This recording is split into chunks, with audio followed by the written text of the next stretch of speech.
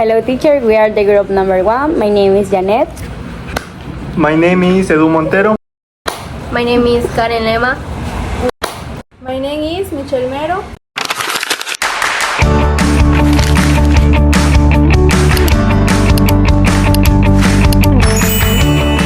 In this unit, the foundation of education and the relationship with pedagogy, didactic, and learning process within the current educational context will be addressed. Likewise, an analysis of the main pedagogical theories, such as behaviorism, constructivism, socioculturalism, and humanism, will be carried out, identify the characters and contributions to teaching. Hoy vamos a hablar sobre qué es la educación, la pedagogía, la didáctica y la relación que tienen entre ellas. ¿Qué es lo que ustedes entienden por educación? Yo en lo personal pienso que la educación es lo que nos enseñan nuestros padres, nos enseñan a nosotros a amar a los demás o a respetarlos o a ser comprensivos, a ser empáticos. Yo siento que esa también es la forma de educación de ellos. Por ejemplo, si nosotros somos buenas personas, se ve el reflejo de la educación que nos han dado nuestros padres. En sí, la educación se basa en formar personas con valores, conocimientos y habilidades. Sí, es más, también ¿de dónde viene la palabra educación? Y es que viene del latín educare, que significa criar y formar, y de educere, que significa guiar. Porque la educación, o sea, es todo lo que vivimos desde casa, después en la sociedad y después en la escuela. ¿Y qué conocemos de la pedagogía? Bueno, lo que conocemos de la pedagogía es que esta estudia el proceso de enseñanza, el cómo vamos a aplicar todo para que una persona pueda aprender. Este proceso, la pedagogía es la teoría y hay bastantes metodologías y formas de enseñar que vamos a ver. Y por eso ahí viene lo que es la didáctica. La didáctica es donde nosotros vamos a usar esos métodos y estrategias que nos va a ayudar con la pedagogía y en la educación. La verdad que sí, mira, la didáctica yo creo que es bien importante porque en la didáctica se ve reflejada lo que nosotros ya hemos aprendido o lo que nosotros hemos enseñado. En nuestro caso sería lo que nosotros enseñaremos. En la didáctica se puede ver reflejado, digamos que los frutos de nuestro trabajo en el cual ya hemos enseñado previamente. Que sí, se basa ya en donde nosotros ya vamos a poner en práctica lo que sería la pedagogía. Por eso es que estas tres van de la mano, tanto la educación, la pedagogía y la didáctica, porque cada una tiene su contribución. Claro, si no hay educación, no hay pedagogía, y sin pedagogía no hay didáctica. Y aquí es donde entran lo que es los modelos educativos. Para ustedes, ¿qué son los modelos? Para mí los modelos educativos son el tipo de metodología, se podría decir así, en el cual nos ayudan a entablar conversación o a llegar al estudiante o a no solo al estudiante, cualquier tipo de persona, para que nos pueda entender o podamos socializar o podamos llevarnos bien, por así decirlo. Porque nosotros teníamos el modelo tradicional. ¿Ustedes han escuchado el modelo tradicional? Claro, es el modelo en el cual se basa en que el profesor es el que habla, explica y los alumnos solo son los pasivos, los sectores que escuchan la información y se queda ahí. Para ti, Edu, ¿qué método es el mejor que tú pondrías en un estudiante actualmente? Bueno, por lo que hemos aprendido hasta ahora en la carrera de pedagogía de idiomas nacionales y extranjeros es que no se puede aplicar una sola metodología. Lo mejor es aplicar pequeñas partes de todas, del constructivismo, del conductismo, de todas, para poder conseguir llegar a los estudiantes, que los estudiantes se comporten, que los estudiantes aprendan. Así que en el futuro, si llego a ser maestro, yo utilizaría un poco de cada metodología. Ok, chicos, ¿qué es lo que ustedes opinan del conductismo? Yo del conductismo sé que el padre del conductismo fue Skinner. Nació el 20 de marzo de 1904 y murió el 18 de agosto de 1915, a la edad de 86 años. Él decía que los niños aprendíamos mediante premios o castigos y que ese era nuestro método de aprender. Es que si un niño, por ejemplo, tenía malos hábitos, él le decía, si tú dejas de hacerlo, yo te voy a dar un premio. Entonces ese era el método del niño para dejar de hacer cosas malas. Pero a la larga no iba a llegar a un premio como tal para que pudiera como satisfacerlo cambiar la conducta. o cambiar la conducta, exactamente, porque a la larga te vas a acostumbrar y va a ser como fastidioso. Bueno, yo opiné acerca del condicionamiento operante, ahora ustedes que saben del condicionamiento clásico. Bueno, acerca del condicionamiento clásico, lo que sabemos es que fue creado por Iván Pavlov, y en este de aquí él no experimentaba, bueno, él no tenía como sujetos humanos, sino perros. Él observaba que los perros al momento de alimentarlos, de darles comida, salivaban, y quería ver, o sea, su experimento constaba en hacerlo salivar pero con otro estímulo. Él usaba una campana y cada vez que iba a alimentar al perro iba primero con la campana y luego la comida. Después de un tiempo él observó que con el simple hecho de tocar la campana los perros ya salivaban, y esto de aquí fue lo que él aplicaba en el condicionamiento clásico. Bueno, ¿y qué piensan de la teoría por imitación, la de Bandura? Esa teoría a mí me pareció como los niños aprenden imitando, y del experimento que él hizo sobre el muñeco Bobo, donde él ponía a niños en una sala y hacía ver cómo el muñeco Bobo, que era un muñeco inflable, hacía que un adulto entre y golpea al muñeco. ¿Y qué pasa? Los niños imitaban esa acción, pero después los ponían en una sala donde hacían que el mismo adulto vuelva a golpear al muñeco, pero esta vez entrando otro adulto, en la primera elogiando lo que él hacía, y en la segunda poniéndole un castigo al adulto por lo que estaba haciendo con el muñeco Bobo. Y ahí como que los niños comenzaron a retractarse de imitar eso. ¿Quién no aprendió un mal hábito porque uno simplemente lo vio? Por ejemplo, nuestros abuelos, bueno, yo me quedé con mi abuela también en una parte, y ella, por ejemplo, tiene la maña de que se queda dormida de esta manera. Y yo también Claro, imité uno imita eso.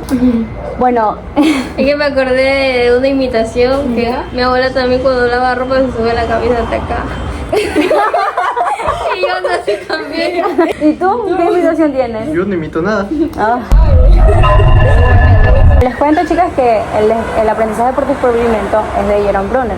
Él fue un psicólogo, fue también profesor, y él decía que los niños deben aprender y deben descubrir por ellos mismos, pero con ayuda del docente. Claro. Él tenía 3 ideas, en las cuales la primera era enactiva, que era que los niños de 0 a 3 años aprendían tocando o manipulando las cosas. Todos hemos visto una vez un bebé, entonces los bebés todos se meten a la boca o todos cogen. La que seguía era el icónico, y que era de 3 años a 7 años, en la cual los niños aprendían mediante letras y mediante dibujos. El último que sigue es el simbólico. El simbólico ya digamos que algo más extenso, porque viene de la edad de 7 años en adelante, hasta la edad que nosotros actualmente tenemos y que llegaremos a tener. En nosotros aprendemos cosas más explícitas, conocimientos abstractos, con letras y con números. Porque cuando nosotros estuvimos en el colegio, en la escuela nosotros enseñaron que 2 más 2 es 4, ¿verdad? Claro, Ya. claro, enseñaron. Pero en el colegio le metieron las letras. Entonces sabíamos que 2A más 2B, solo el profesor sabrá lo que es. Entonces eso era lo que decía el guapo Bruner. Él como que era el del constructivismo. Al igual que Jean Piaget. Jean Piaget nació el 9 de agosto de 1896. Él tenía lo que es la teoría del desarrollo cognitivo, que él decía que esta teoría se basaba en 4 etapas, que son la etapa sensoriomotora, la etapa preoperacional, la etapa de operaciones concretas y la etapa de operaciones formales. Él decía que en la etapa de sensorimotora los niños eran de 0 a 2 años. Como tú explicabas, los bebés de pequeños, tú les tocas la mano, ¿qué hacen ellos? Cierran, haciendo uso de su reflejo de prensión. Sí. O cuando tú les tocas la mejilla y ellos intentan tocar tus dedos con su boca, haciendo uso de su reflejo de succión. Por ejemplo, que los objetos, porque ellos tú les escondes un objeto, piensan que desapareció. Como el, ¿dónde está mamá? Ajá, sí. Exacto. También está la etapa preoperacional, que en esta los niños es de los 2 a 7 años, y en esta ellos, por ejemplo, ellos están en una misma habitación durante un juego, pero ellos no juegan entre ellos porque ellos aún no tienen la habilidad de socialización. Bueno, también después está la etapa de operaciones concretas. En esta los niños ya comienzan a tener mejor habilidades para socializar, que esta abarca de los 7 a 12 años, y como última etapa está la de operaciones formales. En esta comienzan ya a tener criterio propio, ya pueden resolver operaciones como álgebra. También están en una edad en la que ellos sienten que nadie los entiende, o sea, cuando están ya en la adolescencia. Y aquí también entraría el personaje Lev Vygotsky, quien nació el 17 de noviembre de 1896. Nos dice sobre lo que un niño sabe por sí solo y lo que sabe con una compañía. En el primer instante tenemos a los padres y después serían los docentes. En sí es toda la sociedad quienes influyen en cómo uno aprende. Entonces, ustedes, ¿en qué sentido y proporción puede influir la cultura y la sociedad en el desarrollo cognitivo de los niños? Bueno, esa pregunta es muy buena y no es reciente, es algo que ya el ser humano se ha preguntado bastante. Incluso hay un dicho que viene de África que dice que se requiere la aldea completa para criar un solo niño. Este dicho nos dice que el niño, no importa la educación que le den en casa, si la sociedad le muestra cosas malas, el niño puede llegar a repetir esas cosas malas. Ahora vamos a hablar de qué son los paradigmas. ¿Para ustedes qué son? Bueno, los paradigmas son formas de entender y formas de cómo las personas enseñan, son como los modelos, pero es un poco diferentes. Hemos ido desde los paradigmas tradicionales, claro, en donde se ponían al docente como el centro del aprendizaje y al estudiante se lo ponía como un sujeto pasivo que solo recibía la información. También esto ha evolucionado hasta unos paradigmas más holísticos, en donde el estudiante ya no es un sujeto pasivo, sino que está más al centro de la educación. ¿Ustedes saben algo acaso del cognitivismo? Bueno, una persona importante que nos habla del cognitivismo, David Ausubel, él hablaba, su teoría más que nada era sobre el aprendizaje significativo, que en de aquí habla acerca de reforzar los conocimientos previos del estudiante con conocimientos nuevos que vayan de la mano. Así los conocimientos que ya tenían se juntan con los nuevos y se refuerzan, y es un aprendizaje que queda en el cerebro a largo plazo. ¿Alguien sabe algo del humanismo? Que el humanismo se centra más en los sentimientos, se diría, de cada uno de los estudiantes, pero obviamente tampoco solamente se va a centrar en cada estudiante, ¿sabes? Porque va a ser muy complicado eso. Sí, también nos decían que el humanismo se centra en formar no solo en educación, sino también una formación integral del estudiante. Por ejemplo, Carl Royer, él propuso que tengamos un aprendizaje centrado y que no solo se base en dar la clase así, sino que el estudiante esté en un ambiente cómodo, donde haya empatía y respeto. ¿Quién no quisiera estar en un lugar en donde se sienta bien? Claro. En donde no haya bullying, porque en las escuelas antes había bullying. Yo creo que a diferencia de antes, no se tomaba mucho en cuenta el cómo se sentía el estudiante o cómo se lo hicieran sentir sus compañeros. Claro que nos dicen ahora la generación de cristal, pero lo que pasa es que ahora la sociedad o los niños se están tomando bastante en cuenta los sentimientos. Por eso es bueno escuchar, es bueno saber, porque uno no sabe los problemas que hay en casa o los problemas que hay dentro de la misma institución. Pero igual aquí hay diferentes escenarios, como por ejemplo tú dijiste de que en el pasado los padres le creían a los profesores, y acá también tenemos de que los estudiantes son irrespetuosos y desorganizados. Entonces también está el problema de que la mamá sabe que su hijo es así, va a quejarse se va en contra de la profesora. Por ejemplo, antes carecíamos de que nos escucharan y ahora carecemos de que los padres no escuchan a los profesores. Por ejemplo, y para cerrar el podcast, ¿por qué creen que nosotros como seres humanos necesitamos educación?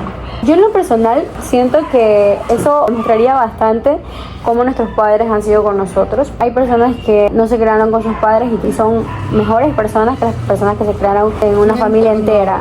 Es que es muy importante en sí, porque eso es lo que nos va a formar para lo que seremos en un futuro. Porque una cosa es la escuela, los compañeros, la profesora. Claro. En cambio en la universidad tú te topas con todo tipo de gente, personas de otros lados, personas con diferentes edades, culturas. Sí, o sea, la educación es importante porque nos ayuda a comunicarnos de una mejor manera. Sí, además tenemos que estar conscientes de todo lo que hemos hablado ahorita, porque estamos estudiando la carrera de pedagogía de idiomas. Espero que les haya gustado este podcast. Nos vemos en el próximo.